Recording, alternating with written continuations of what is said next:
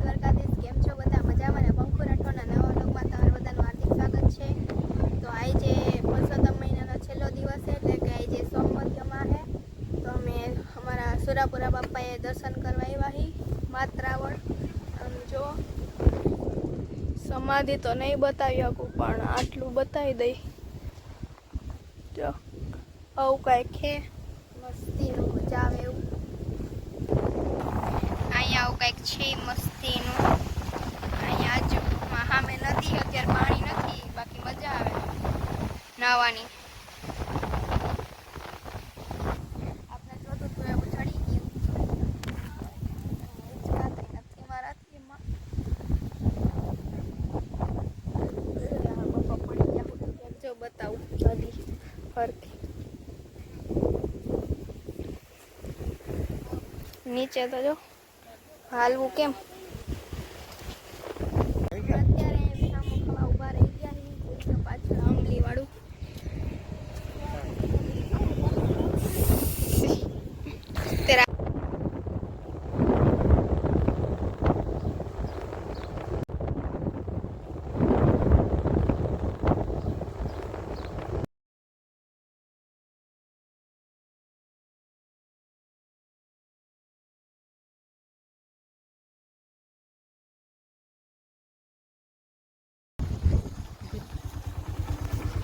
મારા ભાગુ જો નાના છોકરા હિંચકા થઈ ગયો.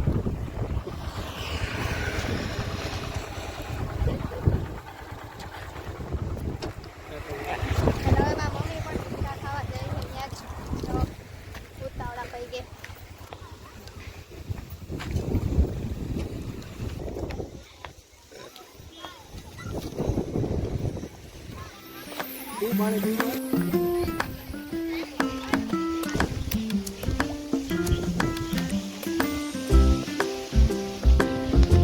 ફાઇનલી બધા દર્શન કરવા જઈ રહ્યા છે.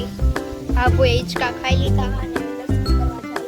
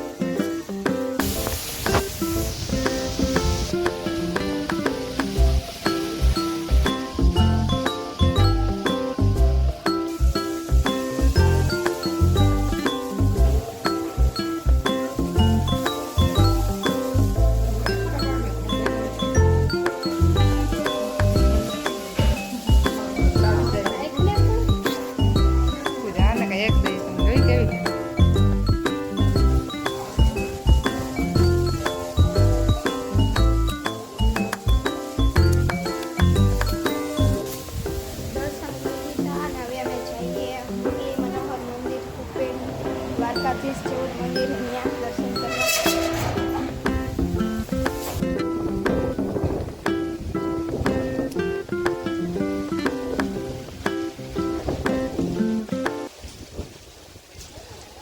આવો કંઈક રસ્તો છે. પાછા ઘરે રસ્તામાં જો ત્યાં ઉભા રહી.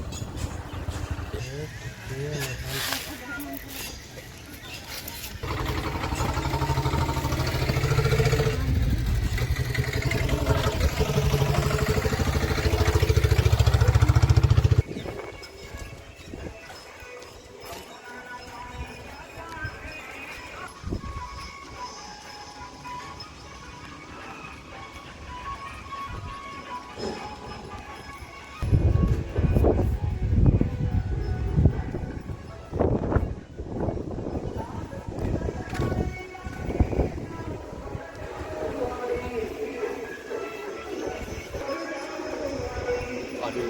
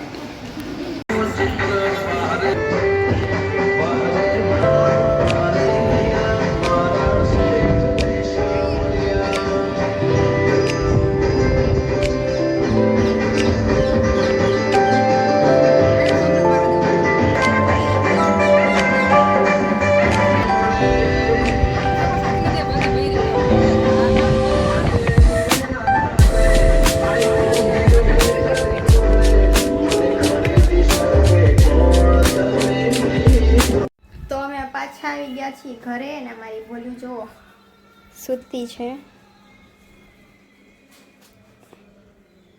અમે નહોતા ત્યાં સુધી રખડતી હતી, સૂતી જ નહોતી ને અત્યારે અમે આવ્યા ત્યાં ઠેઠ સૂતી. અને તો ચમત્કાર થઈ ગયો કે અમે આ મુરલી મનોહર મંદિર ને મંગલેશ્વર મહાદેવના મંદિરે ગયા. બાકી તમે ક્યાંય જાય જ નહીં દર્શન કરવા.